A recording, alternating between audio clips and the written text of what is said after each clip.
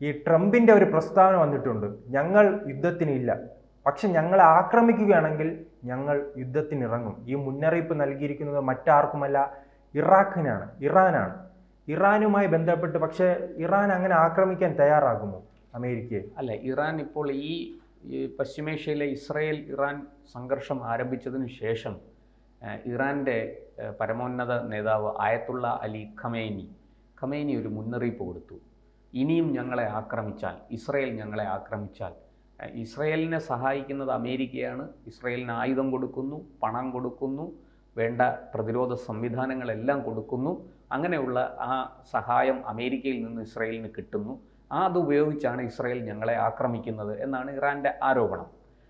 അതിൻ്റെ വെളിച്ചത്തിൽ ഈ ആയത്തുള്ള അലി ഖമേനി പറയുകയാണ്, ഒരു മുന്നറിയിപ്പ് കൊടുത്തു, ഇനിയും ഇസ്രായേൽ ഞങ്ങളെ ആക്രമിച്ചാൽ ഞങ്ങൾ അമേരിക്ക, ബ്രിട്ടൻ, ഫ്രാൻസ് ഈ 3 രാഷ്ട്രങ്ങളുടെയും സൈനിക താവളങ്ങൾ, സൈനിക കേന്ദ്രങ്ങൾ, ബേസുകൾ ഈ അറബ് രാഷ്ട്രങ്ങളിലുണ്ട്. അതിനെല്ലാം ഞങ്ങൾ ആക്രമിക്കും. ഞങ്ങൾ അതിൽ ശക്തമായ ആക്രമണം നടത്തും അവിടേക്ക് എന്ന് ഒരു മുന്നറിയിപ്പ് നേരത്തെ കൊടുത്തിരുന്നു. അത് ഏതാണ്ട് ആ മുന്നറിയിപ്പ് വന്ന് 24 മണിക്കൂർ കഴിഞ്ഞപ്പോഴാണ് ട്രംപ് അതിനോട് പ്രതികരിച്ചിരിക്കുന്നത്. ട്രംപ് പറയുന്നത്, ഞങ്ങൾ യുദ്ധത്തിനില്ല, ഞങ്ങൾ ഈ യുദ്ധവുമായി ബന്ധപ്പെട്ട ഒരു കാര്യത്തിലും ഞങ്ങൾ പങ്കെടുക്കുന്നില്ല, ഞങ്ങൾ ആരെയും സഹായിക്കുന്നില്ല.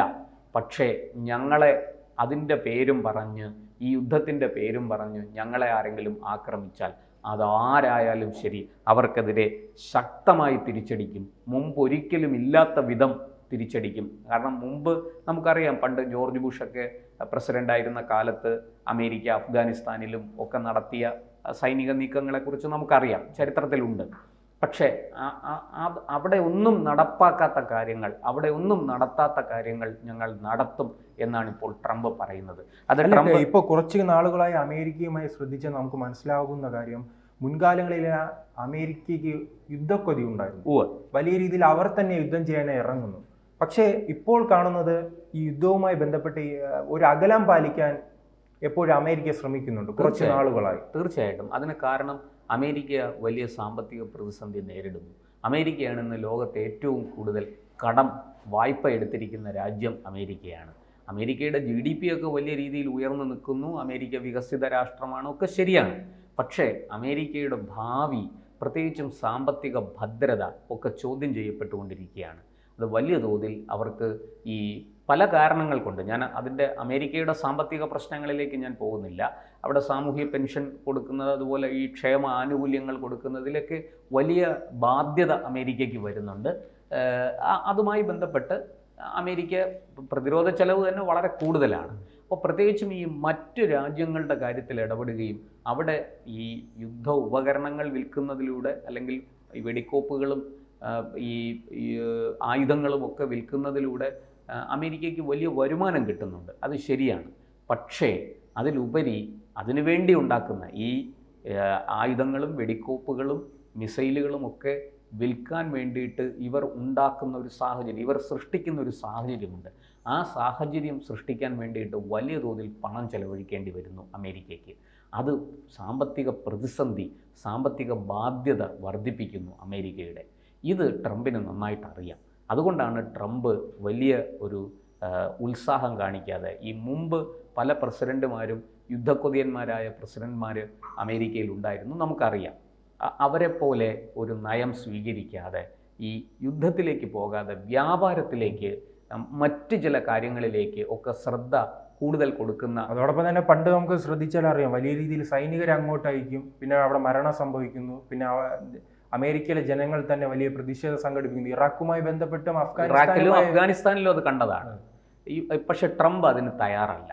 വെറുതെ അമേരിക്കക്കാരുടെ ജീവൻ കളയാൻ ട്രംപ് ഒരുക്കമല്ല. അതിലൂടെ ഉണ്ടാകുന്ന വലിയൊരു സാമ്പത്തിക ബാധ്യതയുണ്ട്. അത് ഈ ട്രംപിനെ സംബന്ധിച്ച് അതൊട്ടും ലാഭകരമായ ബിസിനസ് അല്ല. അതുകൊണ്ട് തന്നെയാണ് ട്രംപ്, അതിനുപരിയായിട്ട് ട്രംപ് ക്രൂഡ് ഓയിൽ, ഈ പ്രകൃതി വാതകങ്ങൾ, അത്തരം വ്യാപാരങ്ങളിലേക്കാണ് ട്രംപ് കൂടുതൽ ശ്രദ്ധിക്കുന്നത്. ഇപ്പോൾ ഇത് നമുക്കറിയാം, അറബ് രാഷ്ട്രങ്ങളുമായിട്ട്, പ്രത്യേകിച്ച് സൗദിയും ഖത്തറുമായിട്ട് ട്രംപ് വളരെ നല്ല ബന്ധം സ്ഥാപിച്ചു. സൗദി അമേരിക്കയിൽ വലിയ നിക്ഷേപത്തിന് തയ്യാറായി വരുന്നുണ്ട്. മാത്രമല്ല ഈ പല ഉൽപ്പന്നങ്ങളും ഇന്ന് ചൈനയിലും ഇന്ത്യയിലും നിർമ്മിക്കുന്ന ഉൽപ്പന്നങ്ങളുണ്ട്. പ്രത്യേകിച്ചും ഇലക്ട്രോണിക് ഡിവൈസസ്. ഈ ഇലക്ട്രോണിക് ഡിവൈസസുകളുടെ മൊബൈൽ അടക്കമുള്ള കാര്യങ്ങൾ, ചിപ്പുകൾ, ഇതിൻ്റെയൊക്കെ നിർമ്മാണം ഇനി അമേരിക്കയിലേക്ക് മാറ്റണം എന്നാണ് ട്രംപ് ആവശ്യപ്പെടുന്നത്. പക്ഷേ അമേരിക്കയിൽ ഇവ നിർമ്മിച്ചാൽ ഇന്നുള്ളതിൻ്റെ 3 ഇരട്ടി വില കൊടുക്കേണ്ടി വരും. അതാണ് ട്രംപിനെ, ഈ പ്രൊഡക്ഷൻ കോസ്റ്റ് അമേരിക്കയിൽ വളരെ കൂടുതലാണ്. അതാണ് ട്രംപിനെ അല്ലെങ്കിൽ അമേരിക്കയെ അതിൽ നിന്ന് പിന്തിരിപ്പിക്കുന്നൊരു കാര്യം. അപ്പോൾ അത്തരത്തിൽ വ്യാപാരം കൊണ്ടുപോകാനാണ് ട്രംപ് ആഗ്രഹിക്കുന്നത്. മറിച്ച് യുദ്ധത്തിലൂടെ കിട്ടുന്ന, സംഘർഷത്തിലൂടെ കിട്ടുന്ന ലാഭം നമുക്ക് വേണ്ട എന്നാണ് ട്രംപിൻ്റെ ഒരു നിലപാട്. കാരണം അതിന് വലിയ വില നമ്മൾ കൊടുക്കേണ്ടി വരുന്നു. അത് നമുക്ക് വലിയ സാമ്പത്തിക ബാധ്യത ഉണ്ടാക്കുന്നു എന്ന തിരിച്ചറിവ് ട്രംപിനുണ്ട്. അതുകൊണ്ട് തന്നെ ട്രംപ് അത്തരം കാര്യങ്ങളിലേക്ക് പോകാൻ താല്പര്യപ്പെടുന്നില്ല. പക്ഷേ അമേരിക്കയെ ആക്രമിച്ചാൽ ഒരു കാരണവശാലും ട്രംപ് കയ്യും കെട്ടി നോക്കിയിരിക്കില്ല. കാരണം ഈ പറയുന്നത് പോലെ അമേരിക്കയിലെ ജനങ്ങളുടെ അതിശക്തമായ എതിർപ്പ് ട്രംപിന് നേരിടേണ്ടി വരും. ട്രംപ് വലിയ പ്രതിസന്ധിയിലാകും. ഇപ്പോൾ തന്നെ ഈ ട്രംപിന്റെ ചാഞ്ചാട്ടം വലിയ രീതിയിൽ ഒരു സ്ഥിരതയില്ലാതെ ട്രംപ് ഇങ്ങനെ നിലപാടുകൾ എടുക്കുന്നു. ഈ വ്യാപാര താരിഫുകൾ വർദ്ധിപ്പിക്കുന്നു. അതിലൂടെ ഉണ്ടാകുന്ന ബുദ്ധിമുട്ടുകൾ, ഇതിലൊക്കെ അമേരിക്കയിൽ വലിയ എതിർപ്പ്. സത്യത്തിൽ പ്രതിപക്ഷ പാർട്ടികൾ തെരുവിലിറങ്ങി പ്രതിഷേധിക്കുകയാണ്. അത് ട്രംപിന് അറിയാം. അതുകൊണ്ട് ട്രംപ് ഇക്കാര്യത്തിൽ ഒരു ജനങ്ങളുടെ എതിർപ്പ് നേരിടുന്ന ഒരു കാര്യത്തിനും ട്രംപ് മുന്നോട്ട് പോകില്ല. ഇപ്പോൾ കുടിയേറ്റക്കാരുടെ പ്രശ്നം, അനധികൃതമായി കുടിയേറിയവരുടെ പ്രശ്നം ട്രംപ് കൈകാര്യം ചെയ്യുന്നു. അതും ട്രംപിൻ്റെ കയ്യിൽ നിന്ന് കടിഞ്ഞാൺ നഷ്ടപ്പെട്ട ഒരവസ്ഥയിലാണ്. ഈ അനധികൃതമായി കുടിയേറിയ ആൾക്കാരും നിയമപരമായിട്ട് കുടിയേറിയ ആൾക്കാരുമൊക്കെ വലിയ പ്രതിസന്ധിയിൽ അവിടെ തെരുവിലിറങ്ങി ട്രംപിനെതിരെ പ്രക്ഷോഭം നയിക്കുകയാണ്. നമുക്കറിയാം, പ്രത്യേകിച്ചും ഈ പാകിസ്ഥാനിൽ നിന്നും അതുപോലെ തന്നെ മറ്റ് പല മുസ്ലിം രാഷ്ട്രങ്ങളിൽ നിന്നും അവിടേക്ക് കുടിയേറിയവർ, അമേരിക്കയിലേക്ക് കുടിയേറിയവർ വലിയ പ്രതിസന്ധി അവിടെ സൃഷ്ടിക്കുന്നുണ്ട്. അത് നേരിടാൻ ട്രംപിന് സാധിക്കുന്നില്ല, അല്ലെങ്കിൽ അമേരിക്കയുടെ പോലീസിനും ഭരണ സംവിധാനത്തിനും സാധിക്കുന്നില്ല എന്നുള്ളൊരു ദൃശ്യം നമുക്ക് അമേരിക്കയിൽ നിന്ന് കാണാം. ഒരാഴ്ചയിലധികമായിട്ട് അവിടെ ഈ കുടിയേറ്റക്കാർ തെരുവിലാണ്. അവർ അമേരിക്കയുടെ ഈ സ്ഥാവരജംഗമ വസ്തുക്കൾ, പൗരന്മാരുടെ സ്വത്തുക്കൾ ഒക്കെ വലിയ തോതിൽ നശിപ്പിക്കുന്ന കാഴ്ച നമ്മൾ കാണുന്നുണ്ട്. കാറുകളൊക്കെ നശിപ്പിക്കുകയാണ് അവിടെ. ഇത് ഒരു ചെറിയ പ്രശ്നമായിട്ടല്ല ട്രംപ് കാണുന്നത്. ലോകം അതിനെ മനസ്സിലാക്കുന്നത്. അത് വലിയ തോതിൽ യൂറോപ്പിലേക്കും ഒക്കെ ഇപ്പോൾ അത് വ്യാപിച്ചിട്ടുണ്ട്, ഈ കുടിയേറ്റ പ്രശ്നം. ഈ പ്രതിസന്ധികളെല്ലാം നിലനിൽക്കുമ്പോഴാണ് ട്രംപ് പറയുന്നത്, ഞങ്ങൾക്ക് യുദ്ധത്തിന് താല്പര്യമില്ല, ഞങ്ങൾ ആരെയും യുദ്ധത്തിന് പ്രേരിപ്പിച്ചിട്ടില്ല, ഞങ്ങൾ ആരെയും ആക്രമിച്ചിട്ടില്ല, ഇപ്പോൾ നടന്ന സംഭവങ്ങളിലൊന്നും ഞങ്ങൾക്കൊരു പങ്കുമില്ല. പക്ഷേ ഞങ്ങളെ തൊട്ടാൽ ഞങ്ങൾ വെറുതെ ഇരിക്കില്ല, ഞങ്ങൾ അതിശക്തമായിട്ട് തിരിച്ചടിക്കും, ഒരു സംശയവും വേണ്ട. അത് മുമ്പ് ഒരിക്കലും ഇല്ലാത്ത വിധം എന്ന് വെച്ചാൽ ഏതറ്റം വരെയും.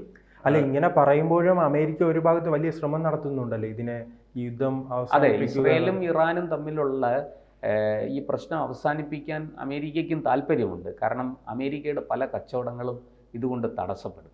ഇപ്പോൾ തന്നെ ക്രൂഡ് ഓയിലിൻ്റെ വില അത് കുതിച്ചു കയറുകയാണ്. ഓഹരി വിപണിയെ അത് ബാധിക്കുന്നുണ്ട്. ഇതെല്ലാം അമേരിക്കയെ സംബന്ധിച്ചും ഇന്ത്യയും ചൈനയും റഷ്യയും ഒക്കെ സംബന്ധിച്ചും ഇതെല്ലാം വലിയ വെല്ലുവിളിയാണ്. യൂറോപ്യൻ യൂണിയനും അത് വെല്ലുവിളിയാണ്. അതുകൊണ്ട് തന്നെ ഈ ഇസ്രയേൽ ഇറാൻ സംഘർഷം അത് എത്രയും പെട്ടെന്ന് അവസാനിപ്പിക്കാനാണ് ലോകരാഷ്ട്രങ്ങളെല്ലാം താല്പര്യപ്പെടുന്നത്. പിന്നെ ഈ പറയുന്നത് പോലെ ഇറാൻ്റെ കയ്യിൽ ആണവായുധമുണ്ട്, ആണവായുധം എത്തി, അല്ലെങ്കിൽ ആണവ സാങ്കേതിക വിദ്യ ഉപയോഗിച്ച് അവർ ആറ്റം ബോംബ് നിർമ്മിക്കുന്നു എന്ന ഒരു തിരിച്ചറിവിൻ്റെ അടിസ്ഥാനത്തിലാണ് ഇപ്പോൾ ഇസ്രയേൽ ഇറാനെ ആക്രമിക്കുന്നതും അതിനെ അമേരിക്ക പിന്തുണയ്ക്കുന്നതും. അവിടെ ഇറാൻ മുട്ടുമടക്കിയാൽ ഞങ്ങൾ ഇനി ഒരു കാരണവശാലും ഈ ആണവായുധ നിർമ്മാണവുമായിട്ട് മുമ്പോട്ട് പോകില്ല എന്നൊരു ഉറപ്പ്, അങ്ങനെ ആ കരാറിൽ ഏർപ്പെടാൻ ഇറാൻ തയ്യാറായാൽ ഈ യുദ്ധം ആ നിമിഷം അവസാനിപ്പിക്കും. അത് അമേരിക്കയ്ക്ക് അതിനുള്ള കഴിവുണ്ട്, ശക്തിയുണ്ട്. ട്രംപ് തീർച്ചയായിട്ടും അത്തരത്തിലൊരു നിലപാട് സ്വീകരിക്കും.